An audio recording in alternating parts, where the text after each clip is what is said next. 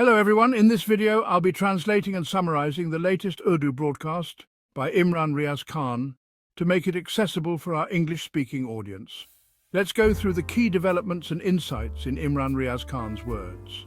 DG ISPR, or Director General of Inter-Services Public Relations, has tweeted after more than 2 years. This DG ISPR account was created in 2016. Currently, it has around 6.1 million followers. It is one of the biggest accounts in Pakistan. This account had not tweeted for a very long time. The reason was that whenever DG ISPR tweeted, there were many negative comments from Pakistanis below. Pakistanis were very angry with the military establishment of Pakistan. For example, the last tweet before this was on the 27th of May 2023. That tweet had only about 7,000 retweets, but almost 66,000 comments, mostly negative. In the past, before the regime change operation, whenever DG ISPR's account tweeted, there used to be more retweets and fewer comments, meaning people mostly followed it positively. But after the regime change operation, people became upset and started commenting in large numbers, mostly negatively. Because of this, the Twitter account became almost inactive and tweets stopped. Now, after 2 years, a tweet has been made from this account. First, let me tell you what the tweet says.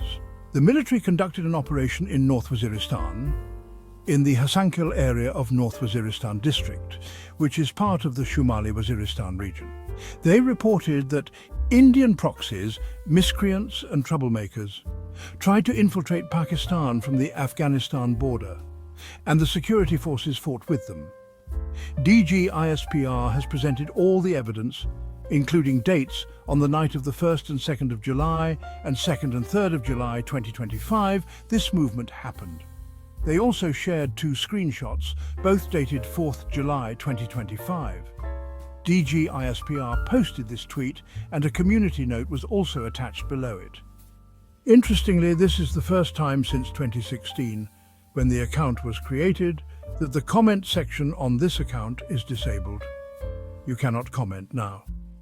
The negative commenting was so high that the military establishment does not trust that people will listen to them calmly. They still think people are very angry and will post negative comments.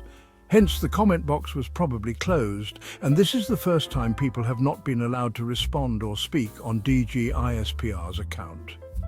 I want to add one more thing along with DG ISPR's tweet. These areas of Waziristan or FATA, the federally administered tribal areas that merged with Khyber Pakhtunkhwa, are now reportedly going to be taken back by the Federation, that is, Pakistan's federal government. The reason is that there are huge mineral resources in these FATA areas, and controlling these minerals is, well, very important. If America or Western countries want to acquire these minerals, Donald Trump has a great interest in them, as we all know. Big companies and governments cooperate with each other over such resources. So, these international powers have a strong interest in the minerals of Pakistan, Ukraine, Afghanistan and Iraq, which also had conflicts over oil. Global powers always keep an eye on the resources and assets of poorer countries. Now, the area DG ISPR tweeted about is FATA. So in the last 2 years, between India and Pakistan fighting wars, DG ISPR did not use their Twitter account. Even when Indian planes were shot down, DG ISPR did not tweet. But now, after 2 years, they tweeted about an incident in FATA, which was controlled under the 25th Constitutional Amendment, merging FATA into Khyber Pakhtunkhwa. The budget and funds were supposed to be given to Khyber Pakhtunkhwa for FATA, but so far the funds have not been released and payments have not been made. Security on the border has failed. Security forces have not been able to fully secure the border. If the responsibility for all this is given to the government of Khyber Pakhtunkhwa and FATA is brought back under the Federation by reversing the 25th Amendment through the 27th Amendment, then the minerals and resources of FATA will also come under the federal government. The Khyber Pakhtunkhwa government has not passed the Mines and Minerals Bill due to instructions from Imran Khan.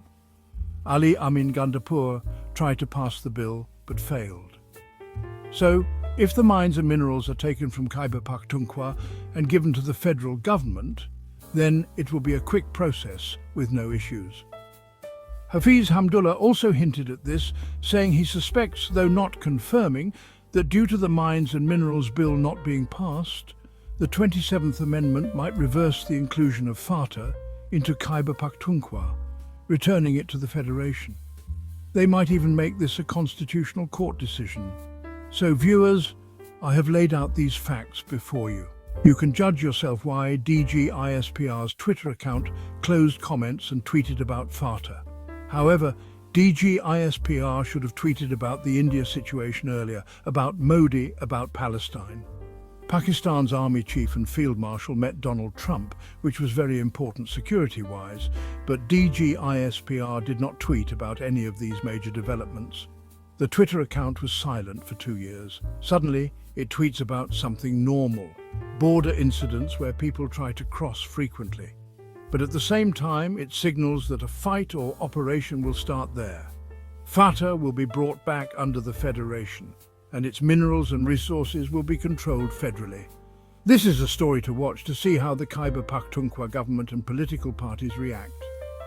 Viewers, Alima Khan Sahib has tweeted about Imran Khan. This is important. I will first read her tweet and then translate it. It is in English and I have the translation. She says Imran Khan has been isolated, made lonely, and has suffered solitude. During the last 8 months in Adiala jail, Imran Khan has increasingly suffered loneliness.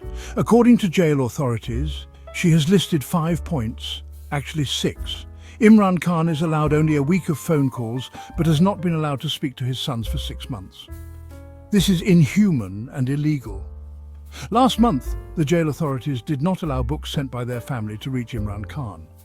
They are trying to damage him intellectually and spiritually, attempting to break his spirit. For the last 8 months, as the leader of Pakistan's biggest political party, Imran Khan has been prevented from meeting his party members and given no political consultation, denying his legal rights as a leader. For many weeks, Imran Khan's legal team has had no proper access to him. On July 1st, when his lawyer Zahir Abbas was allowed to meet him, the meeting lasted only 95 seconds, less than 2 minutes. Their family has been stopped from meeting Imran Khan for many months. For the last 3 months, Alima Khan and her sisters have tried to visit Adiala jail, but are stopped kilometers away by Punjab police. They walk long distances on foot, wait for hours, but only Dr. Uzma Khan and Nareen Niazi have been allowed brief meetings of 15 minutes, down from 30 minutes previously. Most importantly, for 10 months, doctors Faisal Sultan and Asim Yusuf have been denied permission to examine Imran Khan. This continual denial of medical care endangers his health. She adds that the extreme isolation at Adiala jail is not controlled by the colonel in charge, but under the orders of Maryam Nawaz. This jail is in Punjab, where the Muslim League Nawaz government is so fearful that they have blocked all access to Imran Khan. They fear any information going in or out. God willing, we will continue to bring out Imran Khan's full message until he is freed from this illegal detention and once again leads his people.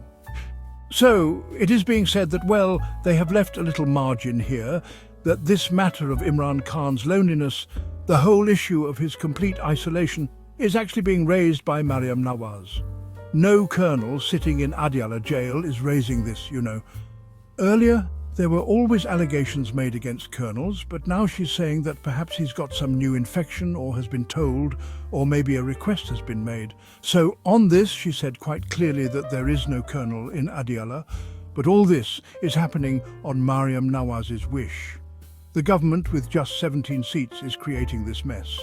She gave these details when Halima Khan was asked a day earlier that Nawaz Sharif had come in the news. Kamran Shahid was asked whether Nawaz Sharif wants to meet Imran Khan in Adiala jail. There is one very strong point made by Nusrat Javed here. He said that if Nawaz Sharif goes to Adiala jail, he will come back dishonored. I mean, just look. What kind of respect is Nawaz Sharif getting outside? What respect does he really have outside? The way Mian Nawaz Sharif has worn elastic trousers, he doesn't get any respect for that. The way Mian Sahab has compromised on the Vote Ko Izzat Do slogan, he lost his respect on the very day he abandoned the slogan. He sold out the whole market to make his daughter a minister and his brother a senior minister. Everyone knows what Nawaz Sharif has done to get rid of his cases. So, what did Halima Khan say? She said, who wants to talk to Nawaz Sharif? Nawaz Sharif's own family doesn't listen to him. Simply put, she said he is irrelevant within his own family. So, for relevance, just imagine that Nawaz Sharif needs to meet Imran Khan to become relevant. That is the reality. This is not a joke, nor am I saying this in opposition. Today, Imran Khan is so popular and relevant that Nawaz Sharif politically needs to meet Imran Khan to come back to life, or to connect his news with Imran Khan, or to express his desire to meet Imran Khan. Nawaz Sharif had been absolutely irrelevant for many months, but as soon as it was said that he wants to go to Adiala to meet Imran Khan, Nawaz Sharif's relevance increased. What Imran Khan will do next with Mian Sahab, well, time will tell.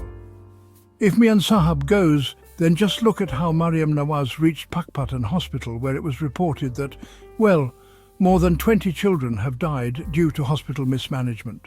Earlier, they would not even admit this, but the media kept reporting, and due to public criticism, they had to visit, so they planned to go to Pakistan. When they reached Pakistan, Mian Imran Arshad got there first. Mian Imran Arshad is a journalist, a very good one, who reports excellently from the field. Mian Imran Arshad noted that in the entire city, on official government surfaces, there were huge billboards and hoardings of Mariam Nawaz. It was a complete disaster. The Deputy Commissioner hadn't left any wall area or hoarding without putting up Mariam Nawaz's photos. Just at one square, Bakhtiar Kaki Chowk, Imran Arshad counted about 20 hoardings welcoming or flattering Mariam Nawaz. So these are their tactics. Whether poor people get medicine or not, they want to show off. Brother, the millions of rupees you spent on these boards, the roads you had fixed quickly, the protocol you gave to Mariam Nawaz, if you had kept this woman at home and used that money for medicines and oxygen for patients, the damage wouldn't have been this much. Now, Mariam Nawaz went there, and after she arrived, the whole place was arranged so that no one could come near, no patient could come near, and no complainant could come near. Complete arrangements were made. But one of their own men, a counsellor, managed to get close and expose the situation. He said there was no medicine, no discipline, and created a ruckus. If you pay attention to Mariam Nawaz's attitude in the video, she doesn't even listen to him. She just hears him, gestures with her hand to stop him and says, "Okay, you said it." She is not even ready to listen to a poor man's complaint. This is tyranny in them. If they don't listen to poor people asking for medicine, how will they tolerate criticism inside Parliament?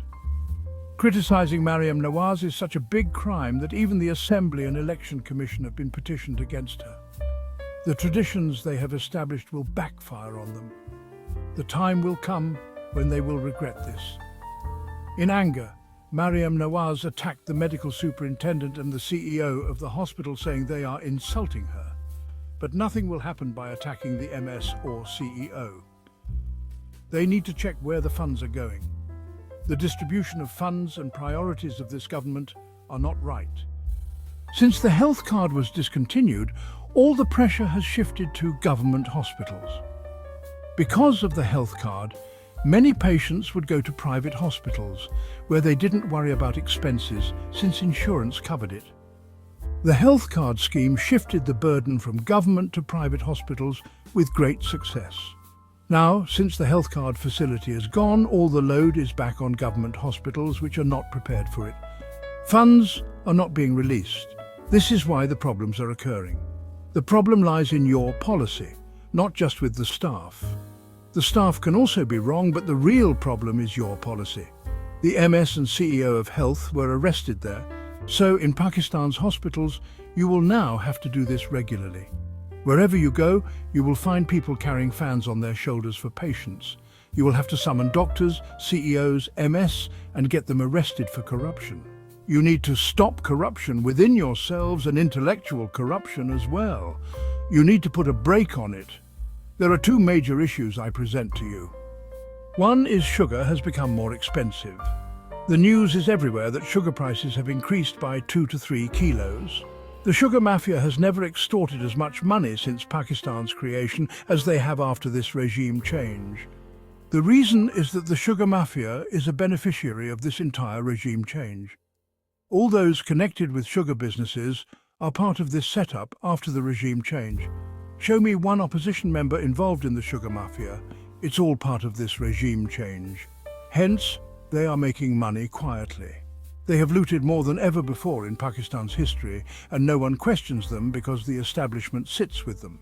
They control sugar export and import, raising prices by 81 rupees and charging the public heavily. They have squeezed the nation for billions and continue to do so because there is no one to stop them. A very shocking scandal has come from jail, caught by Khadija Shah. I told you yesterday that they set up a camp outside the jail to test people who were imprisoned so their diseases can be diagnosed and treated because 9 people have died. According to the latest infections, 9 people who went to jail died after being released. They had heart attacks, cancer or hepatitis. How is this happening? An investigation has come to light. Prisoners reported that forcibly their hair is cut and shaped with the same blade, which is never changed. Prisoners cannot ask for a new blade. They are forcibly given shaves with the same blade, spreading diseases like hepatitis and cancer between inmates. Khadija Shah has revealed this terrifying fact, and murder cases should be registered against the superintendent and others. An impartial investigation must be conducted. Do they really consider humans as insects? I say as an example, all prisoners are shaved with the same blade. This is a serious crime. How is this possible? The government provides funds for this, but they forcibly make prisoners get shaved with the same blade. This has led to many illnesses spreading. Healthy people going to jail have been mistreated. 3 times the capacity was stuffed in prisons. They were given dirty water. And now, this brutal practice with the same blade, legal action must be taken. These people should be arrested. If not today, then definitely tomorrow. That wraps up our translation of Imran Riaz Khan's video. I hope this English version helped you understand his message better. Please like, share and subscribe to Awami Lens to help our community grow. Don't forget to leave a comment below and let me know what you thought of this effort.